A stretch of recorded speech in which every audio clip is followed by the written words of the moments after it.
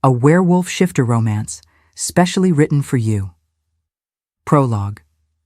Humans think the dark is empty. They think the rustle in the trees is just the wind, and the golden eyes reflecting in the bushes are just stray cats. I used to be one of them. I spent 18 years believing that my biggest problem was my fluctuating GPA and the fact that I didn't have a single photo of my parents. The only thing I had was a silver locket.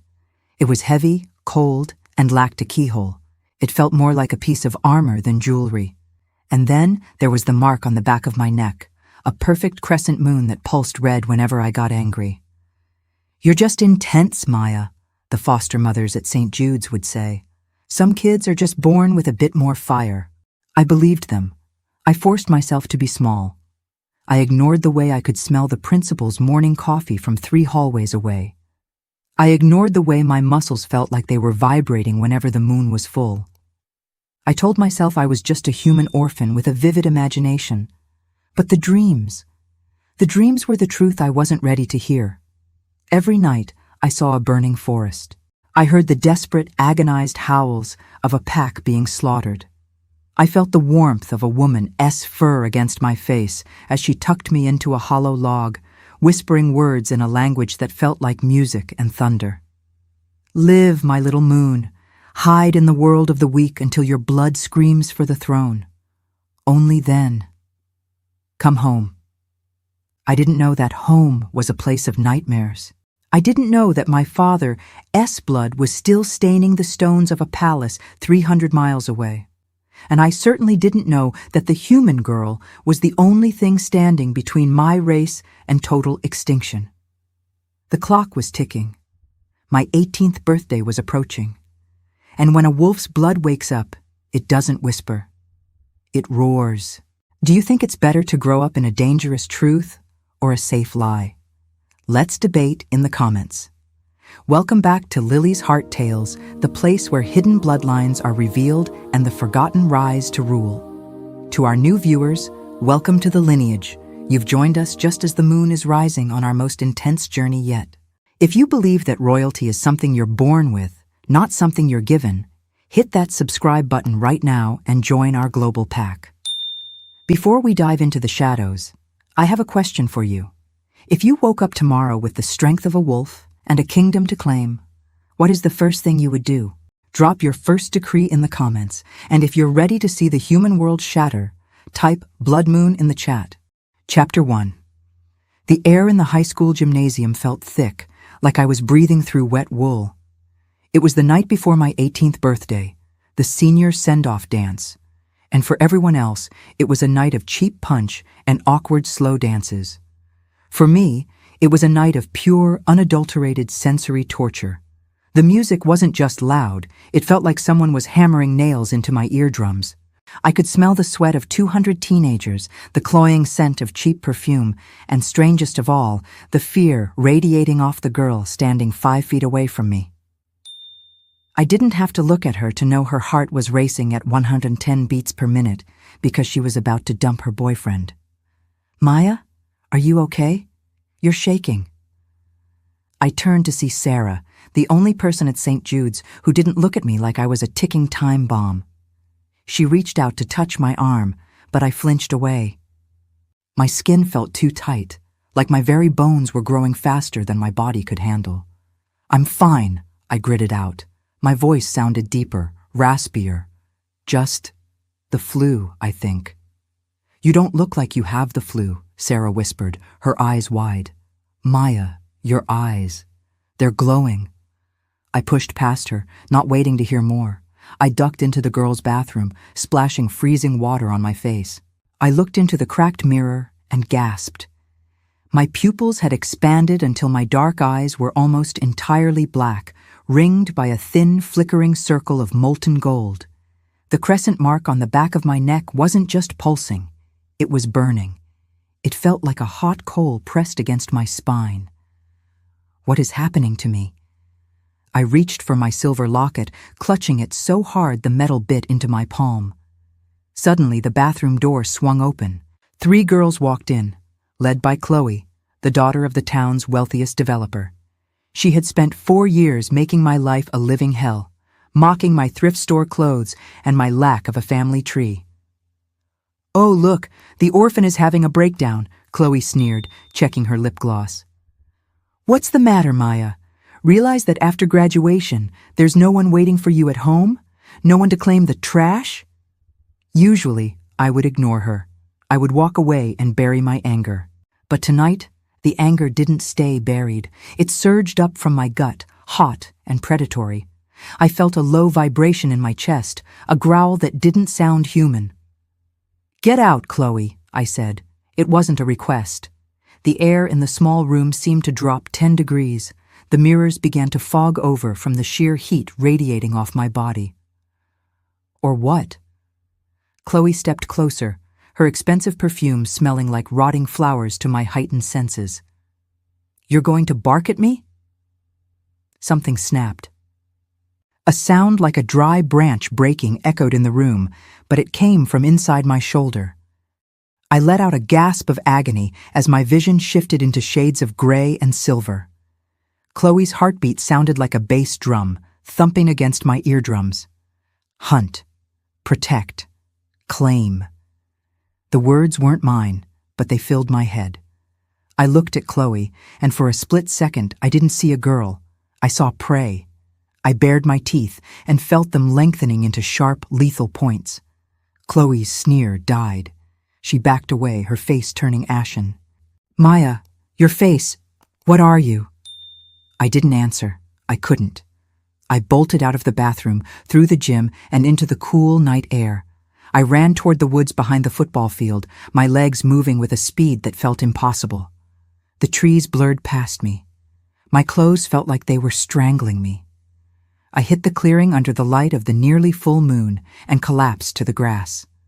The silver locket around my neck began to glow, vibrating against my skin. "Please," I whispered to the empty air, my voice breaking. "Please, make it stop." But the moon didn't answer with silence. It answered with a pull so strong it felt like my soul was being tugged out of my chest. My human life was over. The orphan was dying, and something ancient, something royal, was screaming to be born. The grass felt like needles against my skin.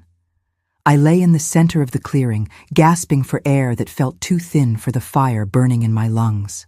Above me, the moon wasn't just a rock in the sky. It was a hungry eye, pulling at the very marrow of my bones. Then, the first snap happened. It sounded like a gunshot in the silence of the woods. My left arm buckled, the bone snapping and re-knitting in a heartbeat. I tried to scream, but the sound that left my throat was a wet, guttural rasp. Snap, crack, pop. My spine elongated, each vertebra shifting with an agony so intense it bypassed my brain and went straight to my soul. I watched, paralyzed by horror and awe as thick, charcoal-gray fur sprouted from my pores, swallowing the pale skin of the human orphan. My fingernails didn't just grow. They sharpened into obsidian talons, tearing through the grass and deep into the earth.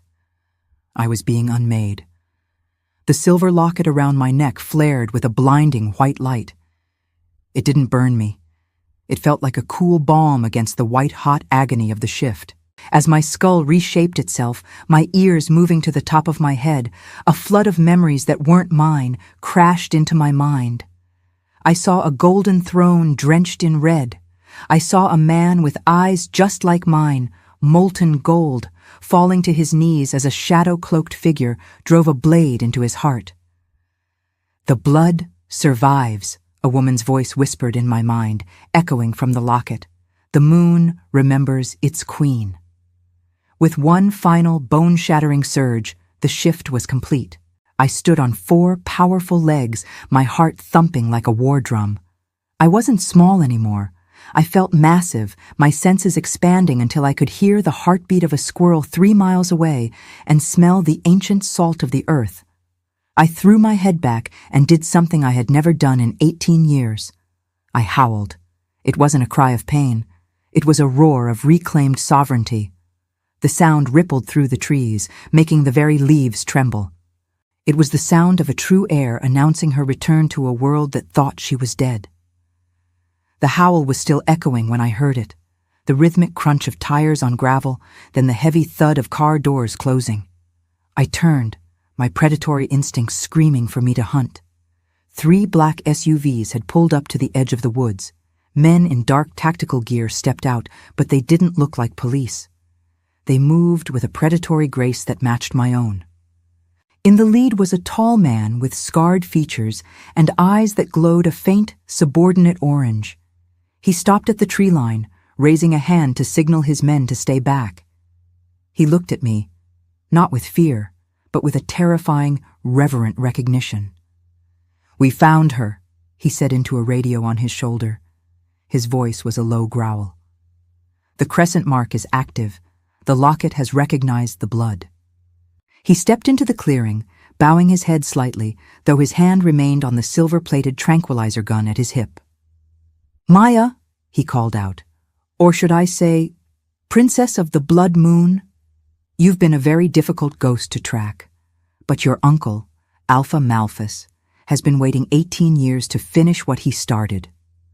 I growled, a sound that vibrated the very ground beneath his boots. My wolf wanted to tear his throat out, but my human mind was reeling. Uncle? Alpha? Malphas? "Don't fight it, little wolf," the man said, a cruel smile touching his lips. "You can't run from a bloodline. It's time to go home. The throne is waiting, and so is the executioner." Before I could spring, a sharp sting hit my shoulder. A tranquilizer dart. The world began to spin, the silver mist of the moon blurring into darkness. As I collapsed back into the grass, my last thought was of the man on the throne with the molten gold eyes. The orphan was gone. The hunt had begun. Chapter 2. The first thing I felt wasn't the weight of a crown, but the freezing bite of iron. I woke up on a floor of damp, black stone. My head throbbed with the rhythmic pulse of the tranquilizer still draining from my system, and my throat felt like I'd swallowed hot glass. I tried to move my arms, but a heavy metallic clink stopped me cold. I was chained. Heavy silver-plated shackles bound my wrists to the wall, the metal stinging my skin like 1,000 tiny needles. Silver. To a human, it was jewelry. To a wolf, it was poison. "The drug is wearing off," a voice rasped from the shadows. I squinted against the dim light of a flickering torch. The room was a cell, not in a modern jail, but in an ancient subterranean fortress that smelled of damp earth, old blood, and a scent I now recognized as shifter. It was a heavy, musky musk that made the wolf inside me pace behind her own internal bars. "Where am I?" I tried to say, but it came out as a weak whimper. "You're in the Blood-Moon Citadel, little princess." A man stepped into the light. It wasn't the man from the woods. This man was older, dressed in a suit that cost more than my entire foster home, but his eyes were the color of stagnant water. He held a cane topped with a silver wolf's head, and he looked at me with a mixture of amusement and pure, unfiltered hatred. 18 years, he mused, tapping his cane against the stone. "My brother's brat, hidden away among the hairless monkeys. You smell like cheap laundry detergent and human weakness. It's offensive." My blood began to simmer. The crescent mark on my neck flared, and for a second, the silver shackles hissed against my skin. "Malphas," I spat. The name tasted like ash in my mouth. "You killed my father." The man, my uncle, the usurper Alpha, laughed. It was a dry, hollow sound. "I corrected a mistake, Maya. My brother was soft. He thought our kind should hide, should coexist. I believe we should rule. And now, thanks to that locket you're wearing, I'm going to make sure the true bloodline finally ends with you." He stepped closer, his shadow looming over me. "The locket is a blood safe. It contains the seal needed to authorize the Great Rite, the power to command all the northern packs. You're going to open it for me, or I'm going to skin you alive and see if the silver is inside you too." "I don't know how to open it," I snarled, baring my teeth. My canines felt sharper, even in human form. "Oh, you'll learn," Malphas sneered. He turned to the heavy oak door. "Guards, she's filthy. Take her to the kitchens. If she's going to live long enough to be useful, She might as well earn her keep as a servant. Let the pack see what becomes of the true heir. Let them see her scrubbing the floors of the palace she was born to rule. 2 massive guards entered, unhooking my chains from the wall, but leaving the silver cuffs on my wrists. They dragged me out of the cell and through a labyrinth of stone corridors. As we emerged into the main levels of the citadel, I saw them, hundreds of wolves. They were beautiful, terrifying, and broken. They watched me pass with hollow eyes. I saw the bruises on the omegas and the way the warriors snarled at anything that moved. This wasn't a pack. It was a forced labor camp. They threw me into a steaming, chaotic kitchen filled with the scent of roasted meat and fear. An older woman with a scarred face looked at me, her eyes widening as she saw the silver locket hanging from my neck.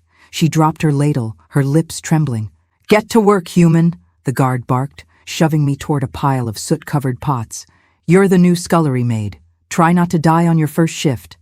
I stood there, a princess in rags, clutching the silver locket that was the only key to my past, and my only hope for a future.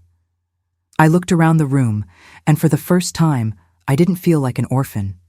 I felt like a spy in my own kingdom. Malphas thought he was humiliating me.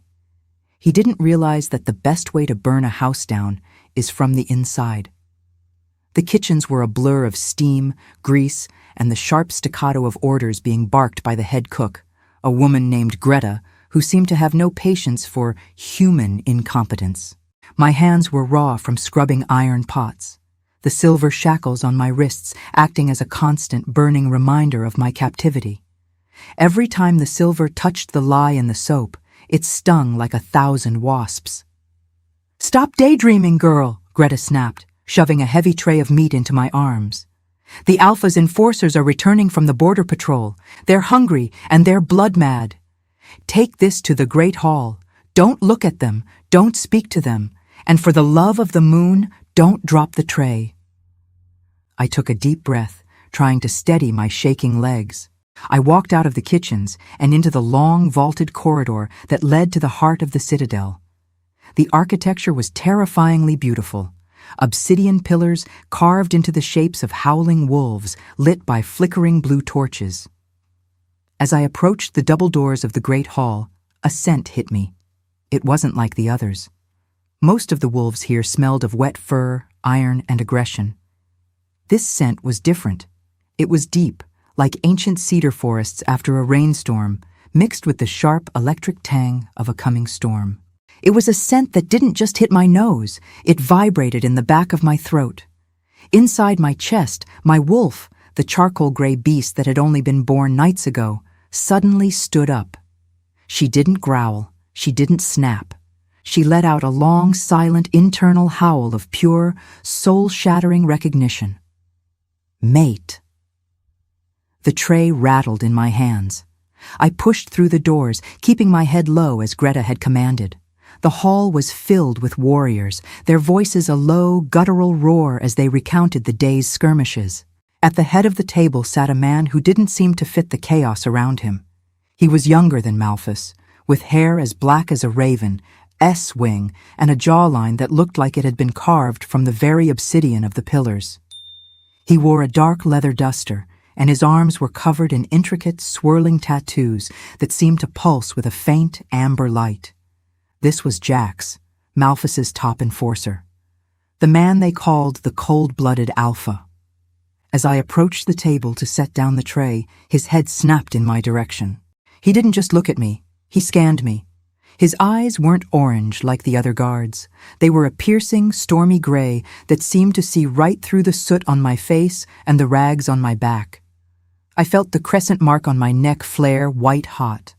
My silver locket hummed against my collarbone. I leaned over to place the meat in front of him, my hand trembling.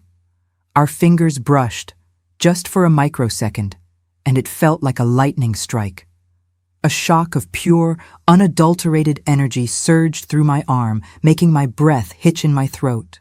Jax's hand shot out, his fingers wrapping around my wrist, right over the silver shackle. He didn't flinch at the silver, though I could see the skin of his palm redden. He leaned in, his face inches from mine. You, he whispered, his voice a low, dangerous vibration that made my wolf whine in submission. Where did Malphas find you? I'm just a servant, I lied, my voice cracking. I tried to pull away, but he was like a mountain of stone. His eyes dropped to the silver locket hanging from my neck. His pupils dilated until his eyes were almost black. I saw a flicker of something in his gaze. Not hatred, but a terrifying, desperate shock. He smelled the true heir blood on me. He knew exactly who I was before I even realized it myself. You're the girl from the woods, he murmured, his grip tightening just enough to be a warning. The one who shouldn't exist. Suddenly, the doors at the far end of the hall swung open. Malphas walked in, his silver-headed cane clicking rhythmically against the floor. Jax immediately let go of my wrist, his expression shifting back into a mask of cold, professional indifference. Having trouble with the new help, Jax? Malphas asked, his voice dripping with false concern. Jax stood up, towering over the table. He didn't look back at me, but I could see the muscles in his back tensed like a coiled spring. Just making sure the food isn't poisoned, Alpha. You know how the commoners can be. Malphas laughed and waved me away. I scurried back toward the kitchens, my heart racing so fast I thought it would burst. I could feel Jax's eyes on my back the entire way.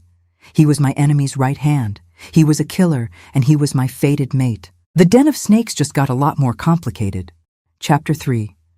The midnight air in the Citadel was colder than the human world ever got. I had been tasked with hauling heavy bags of waste to the outer pits, a job meant to break my spirit and exhaust my body.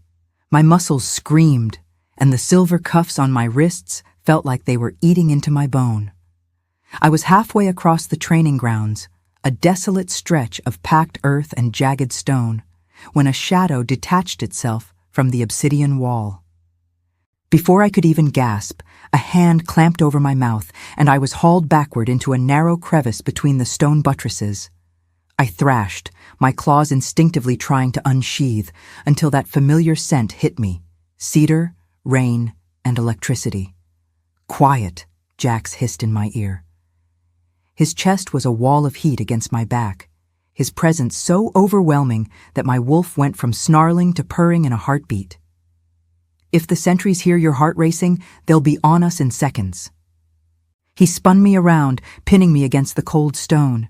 In the moonlight, his stormy eyes looked like liquid silver. He looked down at my raw, bleeding wrists where the shackles sat. His jaw tightened, a flash of primal fury crossing his face before he masked it again. You're going to get yourself killed, Maya, he growled, his voice a low vibration that thrummed through my chest. You walk like a human. You breathe like a human. In this house, that makes you prey. I am human, I yelled, trying to push him away. I was raised in a suburb, not a war zone. I don't belong here. Jax leaned in closer, his nose brushing against the pulse point at my neck, right over the crescent mark. I felt a jolt of lightning shoot down my spine. Your blood says otherwise. You are the true heir, and right now your blood is screaming for a throne you don't even know how to defend. He reached out and grabbed my silver-cuffed wrist, lifting it between us. Malphas thinks you're a tool to open that locket. Once it's open, you're a loose end. Oos? He'll feed you to the Omegas, just to watch them tear you apart. The reality of his words hit me like a bucket of ice water. The safe lie of my human life was truly dead. Then why are you helping me? I challenged, searching his eyes. You're his enforcer. You're the one who keeps this labor camp running. Jax's expression flickered. For a moment, the cold-blooded alpha mask slipped, revealing a deep-seated exhaustion and a flicker of the bond. Because a pack needs a heart, Maya, not just a fist, and because my wolf won't let me watch his mate die in a kitchen. He let go of my wrist and stepped back, his eyes narrowing. Strip. What? I gasped, clutching my rags. Not like that, human, he snapped, though a spark of amusement danced in his eyes. Strip the fear, strip the suburban girl. From this moment on, when you're in these shadows, you are a warrior in training. I'm going to teach you how to fight, how to kill, and how to mask your scent so Malphas doesn't smell the royalty on you every time you walk past." He picked up a heavy wooden practice sword from a nearby rack and tossed it at me. I caught it clumsily, the weight nearly pulling me over. "Again," Jax commanded, his voice turning into the steel-edged tone of a commander. "Catch it like you mean to use it. If you can't even hold a piece of wood, you'll never hold a crown." That night, under the watchful eye of the moon, the orphan girl took her first step toward becoming a queen. Every bruise Jax gave me was a lesson. Every time he knocked me to the dirt, he taught me how to rise. He was breaking the human in me to save the wolf. And as we moved in the dark, our scents mingling in the cold air, I realized the bond wasn't just a romantic pull, it was a weapon. The training had been going on for 3 weeks. My body was a map of blue and purple bruises, and my human lungs felt like they had been replaced by iron bellows. But tonight, the air was different. The moon was a swollen silver orb, and the blood moon was only nights away. I was gasping for air, pinned against the mossy stone of the back wall of the training grounds. Jack stood over me, his chest heaving, his dark shirt soaked with sweat and clinging to the hard ridges of his muscles. He had just disarmed me for the 10th time, my wooden practice sword clattering across the dirt. "You're thinking again," he growled, his voice a low, predatory rumble that vibrated through the small space between us. "Stop thinking. Start feeling. If a wolf lunges for your throat, you don't calculate the angle. You react." "I'm trying," I snapped, my temper finally fraying. I shoved against his chest, but it was like trying to move a mountain. "I've spent 18 years trying to not react. I was taught to be polite, to be quiet, to be invisible. You can't just flip a switch and turn me into a killer." Jax's eyes flashed a brilliant molten amber. He stepped into my space, forcing me to lean back until the cold stone bit into my shoulder blades. He slammed his hands onto the wall on either side of my head, trapping me in a cage of heat and cedar-scented intensity. "You were never invisible, Maya," he whispered, his face inches from mine. I could feel the warmth of his breath on my lips. "You were just a sun hiding behind a cloud. But the cloud is gone. I can smell your power.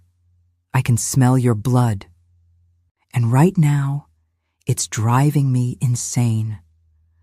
The physical tension that had been simmering between us for weeks finally snapped. It wasn't just the training, it was the bond. It was the two halves of a shattered soul trying to fuse back together. I looked up at him, my heart hammering against my ribs like a trapped bird. "Then do something about it, Jax. Stop being my teacher for 1 second and be my mate." The growl that tore from his throat was purely animal. He lunged, his mouth crashing against mine in a kiss that tasted of lightning and desperation. It wasn't a gentle kiss. It was a claim. It was the cold-blooded alpha finally surrendering to the fire he had tried to cage. My hands flew to his hair, pulling him closer as my wolf let out a triumphant howl in the back of my mind. The silver shackles on my wrists sparked as they brushed against his skin, but he didn't pull away. He leaned into the pain, his hands sliding down to my waist to pull me flush against him. For the first time since I arrived in this den of snakes, I didn't feel like an orphan. I didn't feel like a servant. I felt like a queen who had found her king. "I can't let him have you." Jax breathed against my neck, his teeth grazing the skin over my crescent mark. The sensation sent a jolt of pure electricity through my entire body. "Malphas wants the seal, but he doesn't know what he's truly unleashed. You're not just a key, Maya. You're the storm." He pulled back just enough to look me in the eye, his stormy gray irises swirling with a mixture of love and lethal intent. "If I help you take that throne, there is no going back. You will have to kill the man who raised me. You will have to bathe in the blood of the usurper to wash this pack clean." I reached up, my thumb tracing the line of his jaw. "I've spent my life waiting for someone to claim me, Jax, but I'm done being claimed. It's time I started taking. He smirked, a dark, dangerous expression that made my blood sing. That's my queen. But the moment was shattered by the sound of a heavy horn echoing through the citadel. The midnight call. Malphas was summoning the pack. Jack stiffened, the mask of the enforcer slamming back into place instantly. He stepped away, the sudden coldness where his body had been making me shiver. Go, he commanded, his eyes darting toward the lights of the main hall. Hide your scent. The blood moon is almost here, and Malphas is losing his patience. If he sees you like this, if he sees us, we're both dead before the sun rises. I watched him disappear into the shadows, his silhouette merging with the obsidian stone. I stood there for a moment, my lips still tingling, my heart on fire. The lessons were over. The war was coming. Chapter 4. The Great Hall was not a place of celebration tonight. It was a pit of primal judgment.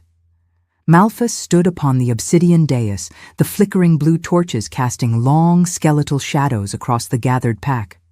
In the center of the room, a young Omega knelt in the dirt, trembling. His crime?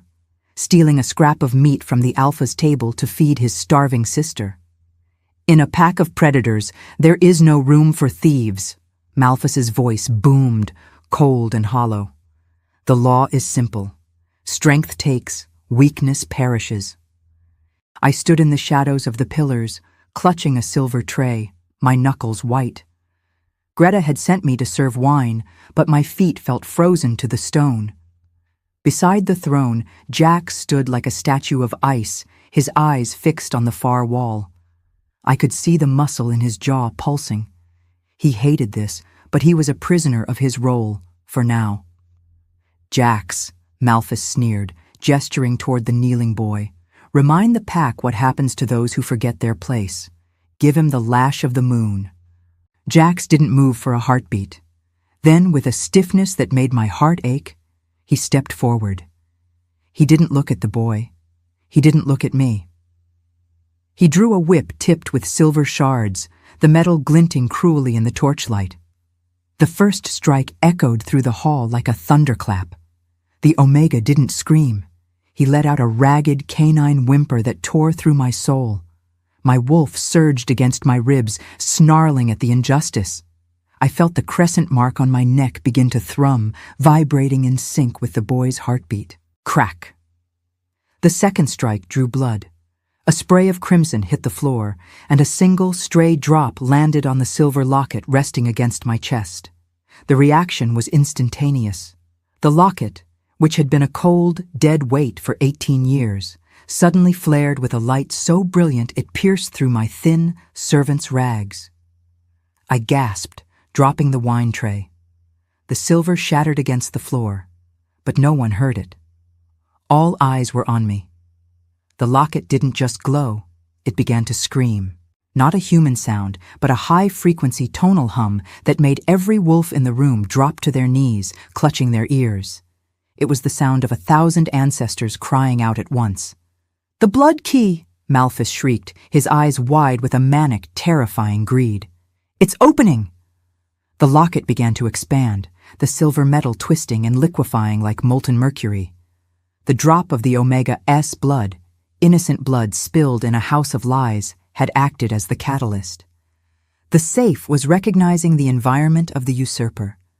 I felt a sudden, sharp heat in my palm. The locket didn't open with a click. It dissolved into a shimmering mist that seeped into my skin. I felt my veins turn to liquid fire. My vision didn't just change to wolf sight, it changed to true sight. I saw the shadow cult marks burned into Malphas's skin, invisible to others, but glowing like black rot to me. I saw the spirits of the fallen warriors standing behind their grieving families. And I saw the seal. Floating in the air before me was a spectral sigil, the seal of the first Alpha. It was a crown of white light, and it was moving toward my brow. "Kill her!" Malphas roared, realizing the locket wasn't giving him the power. It was returning it to me. "Take the seal before it bonds!" The guards lunged, their eyes glowing with a murderous orange light. But Jax was faster. He didn't use the whip. He shifted in mid-air, a massive black wolf with stormy gray eyes, landing between me and the encroaching guards. His roar shook the very foundation of the citadel. I stood in the center of the chaos, the white light of the seal sinking into my forehead. I wasn't the orphan anymore. I wasn't the scullery maid. The blood in my veins wasn't just screaming. It was commanding. Enough, I thought. The word didn't leave my lips, but it hit the room like a physical shockwave, throwing the guards back against the pillars. The hum of the locket faded into a deep, resonant silence. I looked at Malphas, and for the first time, he was the one who looked small. The key had turned. The throne was no longer a dream. It was a debt that had to be paid in full. The great hall vanished. The snarls of the guards, the roar of Jax's wolf, and the scent of ozone were replaced by a sudden, jarring silence. I wasn't standing on stone anymore. I was standing in a forest of ancient oaks, their leaves a vibrant, haunting silver under a moon that looked twice its normal size. This was the Echo Realm, the memory of the bloodline. I saw him then, a man who looked so much like me it made my breath hitch. He was tall, his hair a wild charcoal gray, and his eyes were the same molten gold that had stared back at me in the bathroom mirror. My father, Alpha Alaric. He wasn't alone. He was laughing, his arm draped around a woman with hair like spun silk and a smile that felt like home. My mother. They were standing in front of a cradle, and inside that cradle was a tiny infant with a crescent-shaped birthmark on her neck. "She will be the greatest of us, Elena," Alaric whispered, his voice sounding like the deep vibration of the earth. "She carries the peace of the humans and the fire of the moon." But the warmth of the memory suddenly turned cold. A shadow stretched across the grass, a shadow I recognized. Malphas. In the memory, Malphas stepped into the light, but he wasn't the withered, bitter man I knew. He was younger, his face twisted with a jealousy so sharp it was a physical weight. Behind him stood figures in tattered black robes, the shadow cult. "You're a fool, Alaric," Malphas hissed, his voice echoing through the memory. "The humans are cattle. You would waste our divinity on peace? The cult offers us immortality. They offer us a world where the moon never sets and the hunt never ends." "I will not sell the souls of my pack for your vanity, brother," Alaric replied, his voice hardening into steel. The betrayal happened in a heartbeat. Malphas didn't challenge my father to a fair duel. As Alaric turned to protect the cradle, Malphas drew a blade forged from void steel, a metal that didn't just kill the body, but erased the wolf within. I watched in a silent, agonizing scream as the blade entered my father's back. Alaric didn't fall immediately. He turned, his golden eyes wide with shock, and used his final breath to shove my mother toward the secret passage. "Take the locket, Elena. Seal the blood. Let it sleep until the usurper's rot is complete." I saw my father's light flicker and go out. I saw Malphas stand over his body, laughing as he took the Alpha's mantle. But the most horrifying part wasn't the murder. It was the contract. I saw Malphas press his bloody hand onto a parchment of human skin, promising the cult the firstborn of every generation in exchange for his seat on the throne. He hadn't just killed my father. He had sold my people into spiritual slavery. The memory began to fracture. The silver trees turned to ash. My father's ghost turned to look at me, his golden eyes piercing through the fog of time. "Maya," he whispered, his voice a fading echo, "the crown is not gold. It is a responsibility. Do not seek revenge. Seek restoration. Open the sky." With a violent jolt, the Echo Realm snapped. I was back in the Great Hall. My knees hit the stone floor. The seal was glowing white-hot on my brow, and the scent of my father's blood seemed to linger in my nose. I looked up, and for the first time, I didn't see my uncle. I saw a parasite, a traitor, a murderer who had traded the pack's soul for a throne of lies. Malphas was screaming, his face contorted with rage as he tried to push past Jax's massive wolf form. "The girl is a hallucination. Kill her. She is a demon sent by the humans." I stood up slowly. I didn't need Jax to protect me anymore. I felt the ancestors standing behind me, a literal army of ghosts, their paws treading the air around me. "Malphas," I said, my voice resonating with the power of two worlds. The blue torches in the hall suddenly turned a brilliant, holy white. "The contract is void.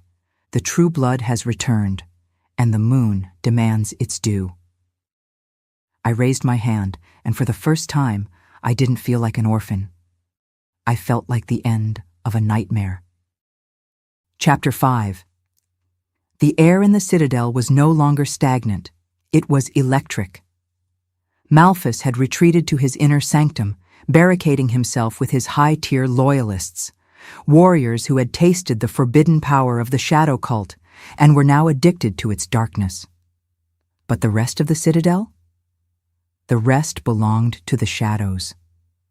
I didn't hide in the Great Hall. I went where I had spent the last few weeks.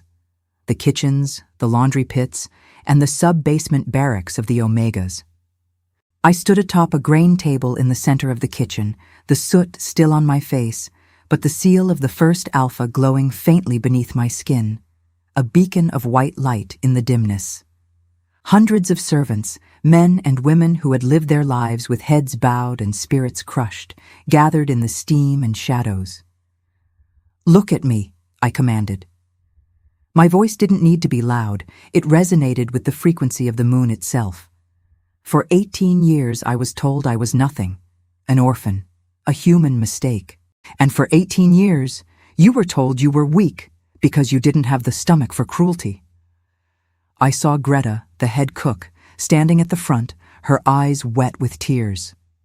Beside her stood the young Omega boy Jax had lashed, his back bandaged, his eyes wide with a new kind of fire.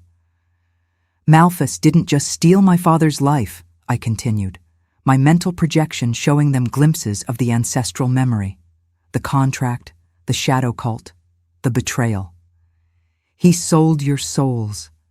Every drop of sweat you've shed, every lash you've taken, has been to feed a monster that hates you. He calls you scullery maids and trash. I call you the heart of the pack." A low subterranean rumble began. It wasn't a growl of aggression, it was a hum of recognition. "I am Maya, daughter of Alaric, the true heir of the Blood-Moon," I declared, my voice rising as the white light of the seal flared, illuminating every corner of the room. "I don't offer you a crown. I offer you a choice. Die in the dark as slaves, or stand in the light as my army. We don't need void steel or cult magic. We have the truth, and the truth is, he is one, and we are many." Greta was the first to move. She picked up a heavy iron meat cleaver and raised it high. "For the true queen!" she shouted, her voice breaking the dam of silence. "For the true queen!" the Omegas roared back, their voices rising from the basement in a chorus that shook the floorboards of the great hall above. I felt a presence behind me. I turned to see Jax, still in his black wolf form, standing at the entrance. He shifted back to his human form with a fluid, lethal grace, his stormy gray eyes fixed on me with a mixture of awe and fierce pride. He didn't need to say a word. He walked to the center of the kitchen and knelt. The cold-blooded alpha, the man the entire pack feared, placed his forehead against the hem of my dirty servant's rags. "The enforcers are divided, Maya," Jax said, his voice a low vibration that stilled the room. "Half are with Malphas, blinded by the shadow. The other half, they're waiting for a reason to remember their honor. They're waiting for you." I reached down and took his hand, pulling him up to stand beside me. "Then let's give them a reason. We don't just take the throne. We burn the contract." I looked at my army, the forgotten, the broken, the trash. They weren't armed with silver or tactical gear. They had ladles, hammers, and the raw, unyielding strength of those who have nothing left to lose. "To the citadel!" I cried. The uprising didn't start with a howl. It started with the sound of 1,000 footsteps marching from the dark, coming to claim a dawn that had been delayed for 18 years. The main gates of the inner citadel were 10 inches of reinforced steel and silver, etched with the jagged black runes of the shadow cult. Behind those gates, Malphas and his chosen waited, their frequencies twisted into a dark, discordant hum that made the very air feel heavy with the scent of ozone and rot. I stood at the head of the staircase, the kitchen maids, the stable hands, and the scarred Omegas flanking me. Jax was at my right hand, his claws unsheathed, his stormy eyes scanning the ramparts. "They have the high ground," Jax whispered, his voice a low vibration. "And they have the void steel. If we rush those gates, half of your people won't make it to the courtyard." I looked at Greta, who was clutching her iron cleaver, and the young boy whose back was still raw from the lash. They weren't soldiers, but they were wolves, and more importantly, they were my pack. "We don't rush the gates," I projected, the seal of the first alpha on my brow pulsing with a steady white light. "We remind the gates who they belong to." I stepped forward, leaving the safety of the shadows. From the battlements above, Malphas's elite snipers leveled their silver-tipped rifles at my chest. "Halt, bastard!" one of the guards roared. "One more step, and we paint the stones with your royal blood." I didn't stop. I felt the earth beneath my feet, the ancient rock of the mountain that had supported my ancestors for 1,000 years. The mountain didn't belong to Malphas. It didn't belong to the shadow cult. It belonged to the blood moon. I reached out and pressed my palm against the cold steel of the gate. "I am Maya, daughter of Alaric," I whispered, my voice carrying through the mental link of every wolf on the mountain. "I am the blood of the mountain and the breath of the moon. I claim this house." The white light from the seal surged down my arm, flowing into the metal like liquid fire. The black runes of the shadow cult began to hiss and smoke, the dark magic dissolving under the purity of the True Heir's touch. Boom! The sound was like a thunderclap inside a drum. The massive gates didn't just open, they were blown off their hinges by a shockwave of pure lunar energy. The guards on the ramparts were thrown backward, their silver weapons clattering uselessly to the ground. "Now!" Jax roared. The uprising surged. My ragtag army didn't move like soldiers, they moved like a force of nature. Greta and the kitchen staff swarmed the lower guard posts, using their knowledge of the citadel's hidden passages to flank the elite warriors. The Omegas, who had spent their lives being hunted, now became the hunters, moving through the shadows with a terrifying silent efficiency. But as we reached the inner courtyard, the air turned ice cold.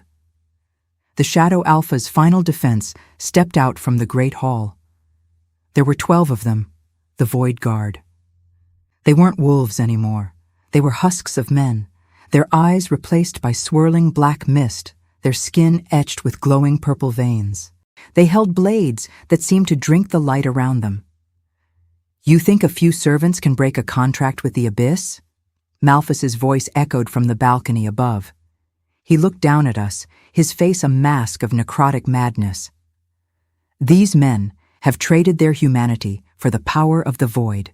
They feel no pain. They know no mercy. Kill them all. Leave only the girl."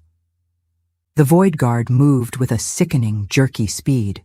One of them lunged at Greta, his black blade whistling through the air. I didn't think. I reacted. I shifted. Not the slow, agonizing process from the woods, but an instantaneous explosion of fur and power. I was a massive, charcoal gray wolf, twice the size of any warrior in the courtyard, my coat shimmering with silver highlights. I intercepted the guard mid-air, my jaws locking around his throat. His blood tasted like cold ash, but I didn't let go. I felt the seal on my brow flare, sending a burst of white light through my teeth and into the guard's body. He didn't just die. He dissipated into a cloud of black smoke. Beside me, Jax was a blur of black fur and silver claws, tearing through the Void Guard with a ferocity that lived up to his cold-blooded reputation. But for everyone we struck down, the shadows seemed to knit them back together.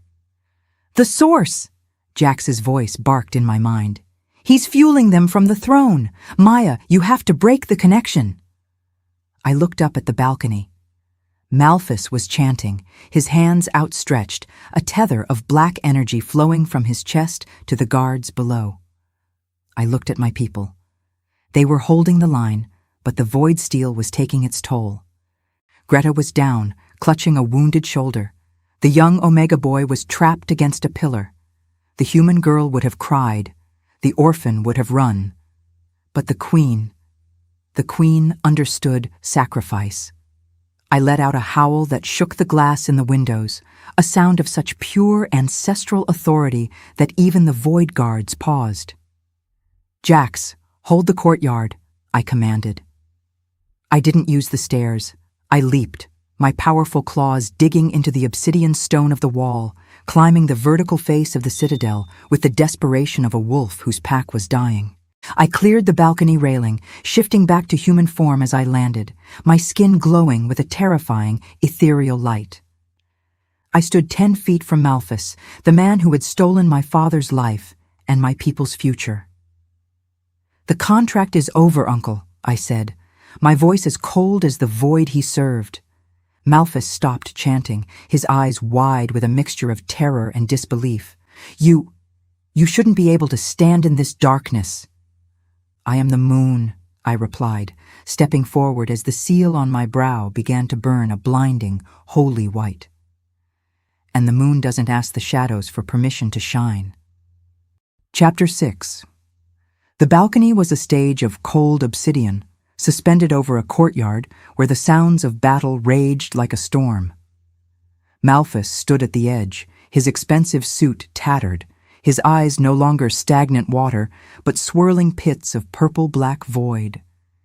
He clutched a dagger of void steel, the same blade that had tasted my father's life 18 years ago. You are an anomaly, Maya, he hissed, his voice sounding like 1,000 dry leaves skittering over a grave. A human mistake that refuses to stay buried. Do you really think that little glowing mark on your forehead makes you an alpha? You have no pack. You have a mob of kitchen slaves. I didn't answer with words. I felt the seal of the first alpha pulsing against my skull, synchronized with the heavy, rhythmic thud of my heart. I stepped into the center of the ritual circle, carved into the balcony floor. I am the pack, I projected, my mental voice slamming into his mind with the weight of the mountain. Every hand that scrubs a floor, every back that bears a lash, they are the blood in my veins, and they want their soul back. Malphas shrieked, a sound that was half man, half demon, and lunged. He didn't move like a wolf. He moved like a shadow, his body flickering in and out of existence as the cult's magic blurred his form. The void steel blade sliced through the air, trailing a wake of black frost that withered the stone where it touched. I didn't shift. Not yet. Jax's lessons echoed in my head. Stop thinking. Start feeling. I dodged his first strike, the blade missing my throat by a fraction of an inch. The coldness of the metal made the crescent mark on my neck scream in protest. Malphas spun, his movements erratic and unnatural. He slashed at my ribs, and this time the blade found purchase. I gasped as the void steel tore through my servant's tunic and grazed my skin. The pain wasn't just physical. It felt like a vacuum was trying to suck the life out of my very cells. My vision flickered. The white light of the seal dimmed. See? Malphas cackled, his face contorting. The true blood is just blood. It spills as easily as any other. He lunged again, certain of his victory. But as he moved, I stopped fighting the pain. I leaned into it. I reached back into the ancestral memory, past the murder of my father, all the way back to the first alpha. I didn't want the strength to win. I wanted the strength to restore. As Malphas brought the dagger down for the killing blow, I caught his wrist. The contact was like a supernova. The white light of the seal surged through my arm, meeting the black rot of his magic. The obsidian balcony beneath our feet began to crack, glowing white hot. The contract is written in blood, Malphas, I gritted out, my eyes turning a blinding, molten gold. But my blood is the ink that deletes it. I shifted mid-grip. My charcoal gray wolf didn't just appear. It exploded into existence, the force of the transformation shattering Malphas's grip. I was no longer a girl. I was a 10-foot-tall avatar of lunar vengeance.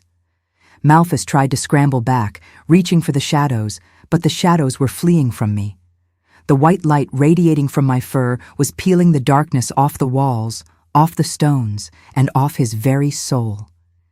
He raised the void steel dagger one last time, his face a mask of necrotic terror. "I am the Alpha. I am the king of the dark." I didn't growl.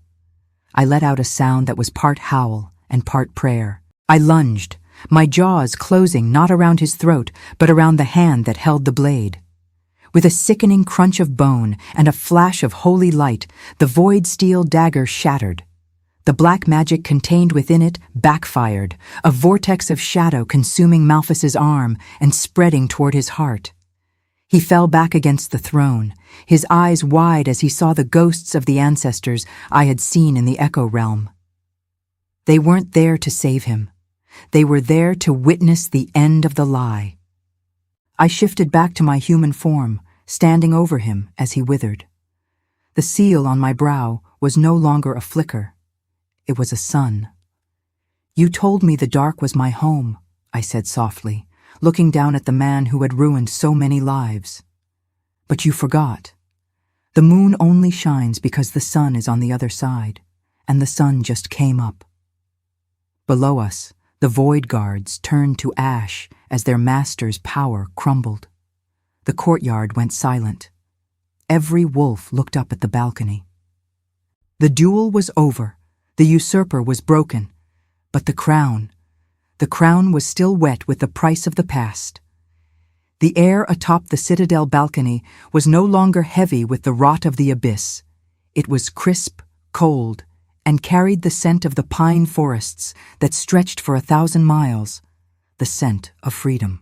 Malphas lay in a heap against the base of the obsidian throne, his body graying like old ash as the void magic he had traded his soul for finally claimed its debt.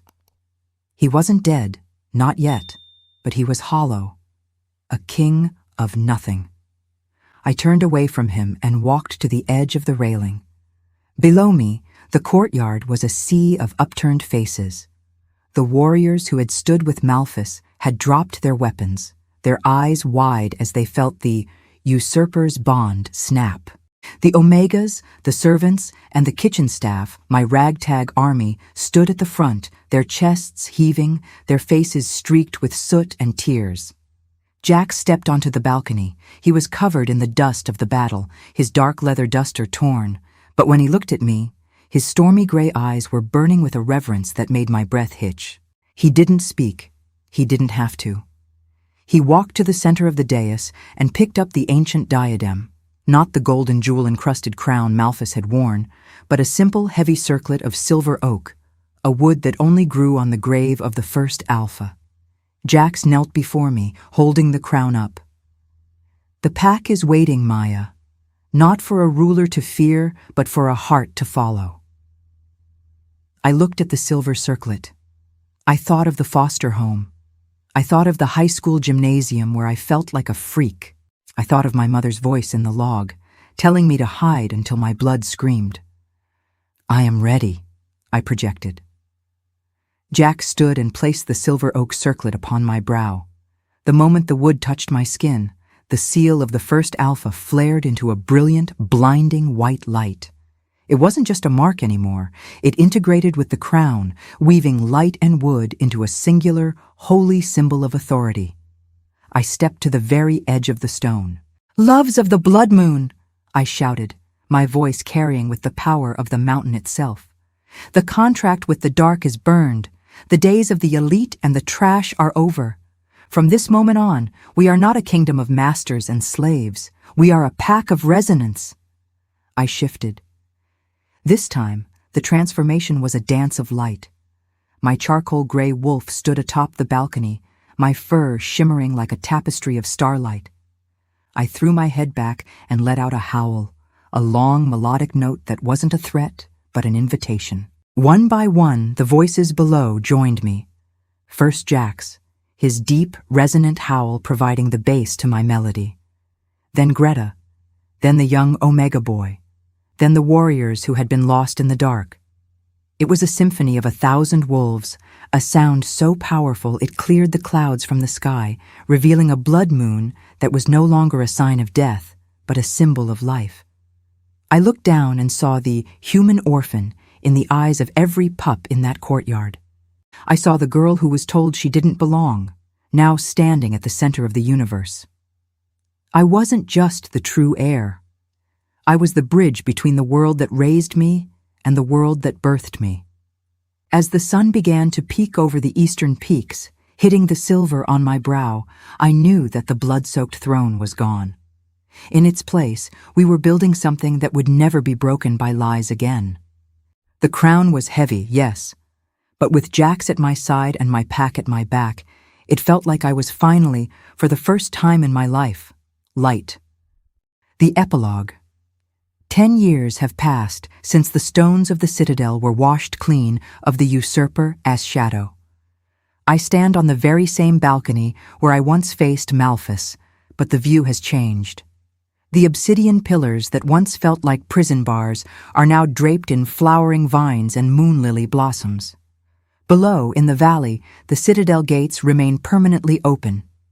Children, both wolf and human from the nearby villages, run through the marketplace, playing games of tag under the watchful, protective eyes of the guardians. We no longer hide. We no longer hoard. The Scullery maids and the Omegas are now the architects and the elders. Greta, though her hair is now as white as the moon, runs the Great Hall's healing center, teaching the younger generation that a pack's strength is measured by how it cares for its weakest members. A heavy, warm presence settles behind me. I don't need to turn to know the scent, cedar, rain, and the deep, comforting hum of a bond that has only grown stronger with every passing season. Jax wraps his arms around my waist, pulling me back against his chest. He isn't the cold-blooded alpha anymore. The hard edges of his face have softened with the peace of a man who no longer has to kill to survive. The elders are waiting for the decree, Maya, he whispers into my ear, his voice a low vibration that still makes my heart skip a beat. Let them wait another moment, I project into his mind, leaning my head back against his shoulder. The sun is just right. Our bond is no longer a frantic, desperate thing born of survival. It is a steady, golden thread that connects our souls. When he feels joy, my spirit sings. When I feel a moment of doubt, his strength anchors me. We are the first dual alphas in the history of the Blood Moon, a queen raised by humans and a king forged in the shadows, ruling as equals. From the hallway, I hear the thundering of small, clumsy paws. A charcoal-gray pup with a white tip on his tail skids onto the balcony, followed closely by a smaller girl with eyes the color of stormy gray. Our children. The boy, Alaric, carries the name of the grandfather he never met, but whose legacy he breathes every day. He shifts back into a human boy, his face flushed with excitement. "Mama! Jax! The human ambassadors are here. They brought the digital books you asked for." I smile, picking him up. In the old world, humans were cattle. In my world, they are our teachers, our neighbors, and our allies. I am teaching my children that to be a wolf is to have a wild heart, but to be a leader is to have a human soul. Malphas is a ghost of the past, his name spoken only as a warning of what happens when greed replaces pack. The shadow cult vanished the moment the true blood took the throne, unable to survive in a world that refuses to live in fear. I look out over my pack, my beautiful, ragtag, resilient family. I was the orphan that no one wanted. I was the servant that no one saw. But the moon knew. The blood remembered. The crown on my head is light now. It isn't made of gold or blood. It is made of the promises I keep every day to the people who stood with me in the dark. The new dawn isn't just a time of day. It's a state of being, And as the sun climbs higher over the peaks of the Blood-Moon territory, I know that the song of our pack will never be silenced again. We are home. Maya's journey proved that your origins don't define your destination. What is one hidden strength you discovered about yourself during a difficult time in your life? Let's inspire each other in the comments. Thank you for walking this path with me on Lily's Heart Tales. Your support is the heartbeat of this channel. Never forget, you might be in the shadows today, but you were born to rule the light.